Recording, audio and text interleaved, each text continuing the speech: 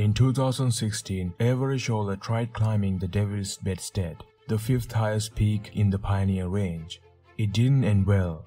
The weather got worse, yet she kept climbing, but not for long. She slipped and took a 60-foot fall, though she luckily survived the fall only to realize that she is in big trouble because aftermath of the fall was actually the painful part of the accident.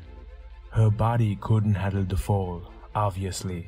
So she was up for an excruciating time trying to survive not only the damage caused to her body by the accident but also the cold weather. Here is the story of Avery Shawler's horrifying mountain climbing accident. If you like dark and horror storytelling videos, please consider subscribing and keep watching this video. Growing up, Avery's family moved a lot following her father's work. More precisely, they moved about 10 times not only in the USA but also around the world.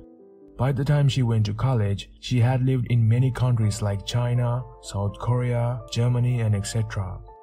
During her time in high school, she lived in Asia. There she used to swim and run track and cross country. When she started college, she was back in the US. She went to a small liberal arts university in Vermont. There she got into more outdoor pursuits like biking, skiing and hiking. In fact, she joined the mountain club and went on a lot of adventures that would sound familiar to just about anyone who has an affinity for the mountains and has lived in the Vermont.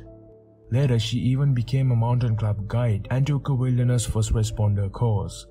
After her graduation, she moved to Ketchum, Idaho, but she never stopped spending time doing outdoor activities.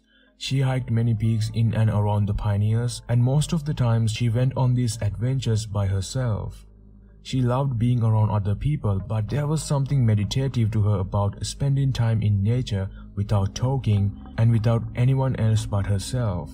So the point here is that she is an avid hiker and mountaineer with quite a bit of knowledge in the wilderness. But she was still not ready for what was about to happen on September 5th of 2016 when she set out from her apartment at around 8 AM to head northeast out of Ketchum to reach the Devil's Bedstead, a treacherous mountain located just east of Ketchum, Idaho. It's the fifth highest peak in the Pioneer Range and 21st highest peak in Idaho. At 11,865 feet, it is capped by a nearly 1,000-foot vertical wall and overlooks a stunning U-shaped valley. Once she got to the foot of the mountain, she made sure she has brought all the essentials needed for the journey. Her first aid gear in her pack, extra food, water, clothes, and an emergency satellite beacon. Before the actual climbing part of the adventure, she had a little hike through the forest part of the mountain. So prior to it, she made sure to text a few of her friends to let them know where she was going and when they can expect her to be home. This is something she always did before heading into the backcountry. Once she passed through the forest, she rose past the timberline, which is basically elevation above which trees and other forest vegetation will not grow. After that, there was a bit of ascending by way of a series of switchbacks. By this point, she started noticing fresh snow that had fallen on the slate grey slopes above. But by then, it was also melting. Not the best condition for mountain climbing. But she was experienced and knew what she was doing. At about 11 AM, some time had passed, and she came to a juncture. By this point, she had reached an elevation of 9,400 feet. Though at this elevation, the trails start to fade away and ascents become scrambles pointed in a specific direction. She had to make a choice. She could either continue the steady traverse up from the mountain's saddle or take a more direct and somewhat more exposed route, which by the way is the dangerous one. Well, she was confident and liked a good challenge. I mean, to her, the easy route didn't seem exciting enough, so she started considering taking the more challenging route as it looked fun and doable. So she went for it. About an hour went by. The fun and challenging route became so dangerous. The slushy snow was refreezing, turning nearly every rock into a treacherous lake. She slowed down quickly and realized that she has ended up on a living room-sized ledge. She saw the route that she had ascended was falling into shadows and icing over entirely. Since it was no joke anymore, she considered descending instead, but that too didn't look like a safer option. Turns out it was as dangerous to descend, but she has no other option. In this weather condition, there was no way she will be able to ascend without slipping and falling. Just imagine walking on an icy surface. You can't do it for too long without slipping, right? Now, instead of walking, she has to climb on an ice-covered rock. That is just impossible. She was trapped, so she understandably panicked. After a few minutes, she tried to clear her mind, so she sat down on the ledge to calm her nerves. Then she ate half of her leftover pasta from lunch and saved the rest to eat later. So now that she felt calm and collected, she peered up the slope and saw the conditions were drier. From there, she believed that she will be able to find a different and safer traverse, and that way the descent would be possible. Though to her bad luck, it was also a steep climb to get there, likely about 70 feet. She assessed the risk and realized a fall from up there to this ledge that she is currently standing on would be real deadly. She won't survive it. Now, it's important to know that the trails aren't visible anymore. They have been faded away due to the snow. She could only guess where she'll find a doable traverse for descent. But now, even to find such a way, she has to ascend even more. This means she had literally nowhere to go, to ascend or descend. She took out her iPhone and walked all around the ledge, trying unsuccessfully to get a signal. She dialed 911 anyway. Nothing. Searching, and then nothing again. Now, with no other option, she had to use the satellite beacon. Although she retrieved it from her backpack, she felt reluctant to turn it on. She felt embarrassed and uncertain about initiating a full-scale rescue.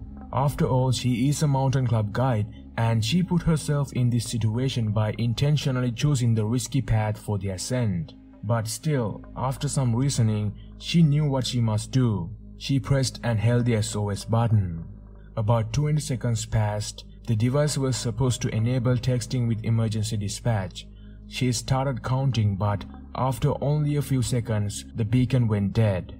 Last time she checked, it had about 50% battery. Most likely, the chilly weather must have sapped it. This is where it hit Avery. Up until now, she had a glimpse of hope, a hope to survive. But now, she has lost all of it. She felt hopeless.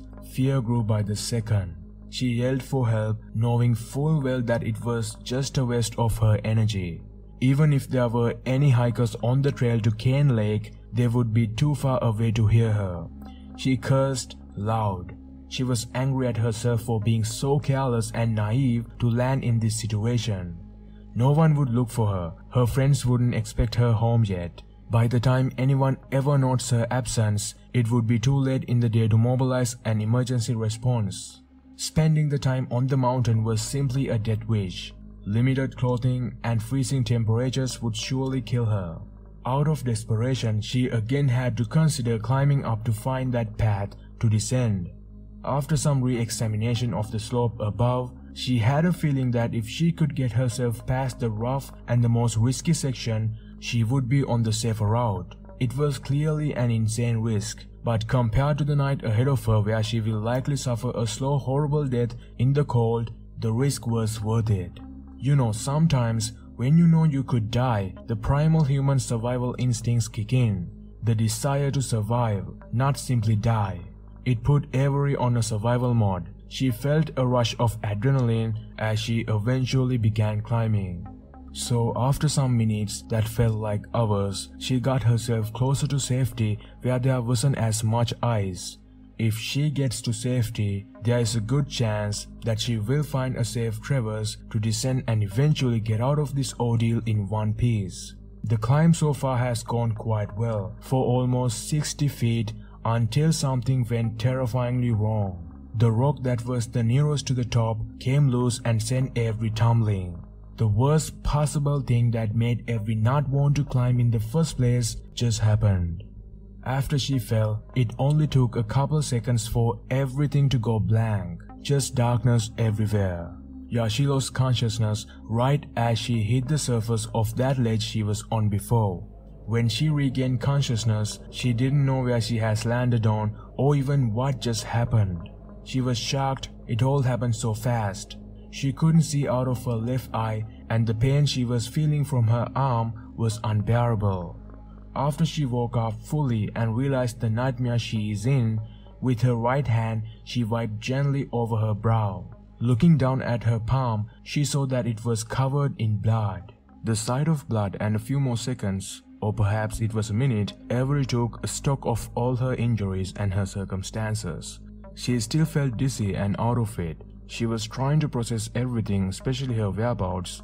Lucky for her, she had good wilderness training, so she was taught to stay calm in these situations and also assess to plan and to be smart. First of all, she knew her eye and left arm are injured. They hurt like hell.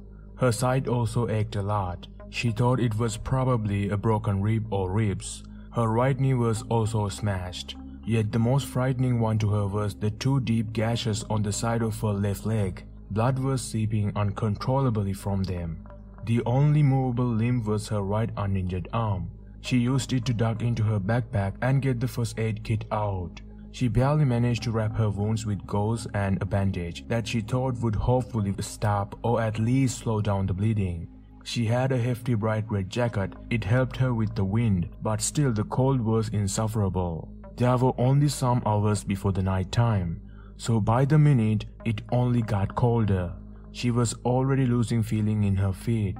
After some time, Avery remembered something from her first aid kit. She pulled out a plastic packet out from it. Her brother last Christmas had given her some Mylar emergency blankets. Since she liked doing things outdoor, her brother had given them to her and said, "Throw a couple of these into your first aid kit, you never know." At the time, she had thought it was a weird gift, but only if she knew how much useful they were going to be to her for a certain time in the future. She realized it on this day as she tore open the package, unfolded the bright silver blanket, and wrapped it tightly around herself. So now, wrapped in the Mylar blanket, shivering, she was thinking of all the miracles that could save her, like another hiker coming to her aid, but it was so unlikely to happen that she felt devastated thinking of the sadness that she would soon befall her family and friends. She regretted how selfish she had been for having chosen for the more dangerous route, all for some excitement and fun. Remorse, fear, anger and sadness, that's all she was feeling. She thought about her family and friends, and how fair it was that her pain and sadness would soon end in sleep while her loved ones would persist. In her mind, she was defeated. She even thought about the young guy from Vermont. He was the same age as her and also had died in a hiking accident just a year ago. Wasn't that near here, and this place where I'm lying broken and freezing? She thought to herself. When some time passed, Avery thought she heard the sound of a helicopter a couple times. She wasn't sure, but then she never heard it again. It was just the wind. Maybe no one is coming, she thought. This is where things get a bit uncanny. Avery all of a sudden heard a strange mammalian screech. She lifted her head, and to her surprise was a pika, an animal that looks like a mashup of a mouse, a squirrel, and a rabbit. It was perching on a rock nearby. Avery was confused for a few seconds and thought, maybe I'm hallucinating, but in a way it didn't matter to her. She was dying regardless. She felt too sleepy and tired, so before she closed her eyes for a bit, for one last time she pulled out her phone from her backpack side pocket. Last time she checked before her fall, the whole area didn't have any coverage. With the little battery that was left, she thought about recording a goodbye video. She didn't know what to really say, but she wanted to express her gratitude and love to her loved ones. At the same time, she just didn't want to break down and cry, because it would surely make it harder on those watching it after she's gone. So she changed her mind. She thought recording the message is the first step in giving up, and she wasn't ready to do that just yet. Instead, she tried dialing 911 again. The call failed. She tried again. She tried 13 more times. Then at 2:55 p.m., Avery heard a ringtone. And then a person. "Dispatch, Lane County 911. What's the address of your emergency?" 911. "Do you have an emergency?" Avery, "Yes." "Dispatch, what's going on?" Avery, "I was climbing a mountain and I fell." Dispatch, "Okay, you fell off while rock climbing?" Avery, I don't know. Dispatch, "Were you rock climbing?" Avery, well, I was climbing this peak. Dispatch, you are hiking. Avery, well, yeah, wow, Dispatch, how far did you fall? Avery, I don't know, but my leg is torn up and I don't know where I am. Dispatch, okay, do you know what mountain it was you were climbing up? Avery, I'm afraid that I can't, you know. Dispatch, okay, and what's the telephone number? Is that a deactivated cell phone? Avery, is it a what? Dispatch, the cell phone you are using, is that a deactivated one? Avery, no, it's activated. Dispatch, so what's your cell phone number? Avery, it's 802-377-5066. And after all that, a minute later, the line went dead. Rod Gregg, a 51-year-old former police officer, was the one working as the 911 dispatcher for Blaine County that day. When Avery called back again, before the call dropped away again, Gregg and his colleague found out that Avery was not on the Ball Mountain as they had speculated before. Although they needed more information in order to locate her, it was a good start. After 2 more attempts to call her were failed and went straight to voicemail, Avery tried once again and her call made it through to Gregg. This time he kept her on the line for 35 minutes, getting information about her whereabouts and the injuries. Gregg encouraged her to stay alert and awake. Help is coming, just stay with me. Gregg kept repeating it. He knew she doesn't have too long as she was getting worse by the minute. Avery said, I wanna go to sleep, but Gregg kept talking to her and kept her awake. During this call, he promised her 16 times that rescuers would find her and get her out of there. After some time, Gregg was able to gather enough information from her where she might be stranded on. He jogged her memory, asking things like where she parked her car, her probable elevation, what she is seeing from her perch, and also critical details she remembers about her day. With these details, they managed to approximate her location. Avery, the helicopter is coming? Gregg, it is, it's on the way. Avery, I hope you know. Her voice trailed off and the line went quiet for good. It was pretty heartbreaking when the cell phone battery went dead and they lost her. This call really affected Gregg that he had to walk out and take some minutes to himself to let the emotions settle a bit. Up on the ledge, Avery again heard a helicopter, but she thought it was just the wind. She thought maybe they won't be able to find me. She felt cold and alone. However, she made sure to stay alert enough to know when her concussion and hypothermia are messing with her mind. She thought, perhaps I imagined that whole 911 call. Also, what was the deal with that Pika? Was it real? I'm not sure. And then all of a sudden, breaking the eerie quietness like a thunderclap, a helicopter appeared overhead. Its approach was not from the valley below, as Avery had anticipated, but from above, from behind the mountain summit. As you can see, this is real footage up from the helicopter when the rescuers came to Avery's aid. The sound and the whipping wind were too intense, but to Avery, the sense of relief felt even more overwhelming. Though this rescue wouldn't have happened this fast. The fact that the helicopter had got to her so fast and it was this particular helicopter was because these rescuers were on another search just about 60 miles from Avery's position in the Pioneers. At about 4:20 p.m. when the pilot got the word about Avery, he steered the Bell 429 aircraft south, reaching the search area in less than 20 minutes. So just like that, Avery was rescued. Since the helicopter could not land on the icy mountain, they used a special cable that is used exactly in this type of extraction mission. Thanks to her bright silver space blanket, the rescuers almost immediately spotted her. You can see even with all that pain, bloodied and half unconscious, she has a wide smile on her face. That right there is the pure joy of being saved when you were too close to death.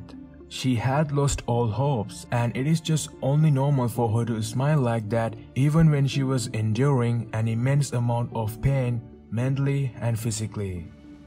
When Gregg later learned about Avery's rescue, he was relieved almost just as much as Avery herself. He later said, A cold had never affected me this way before.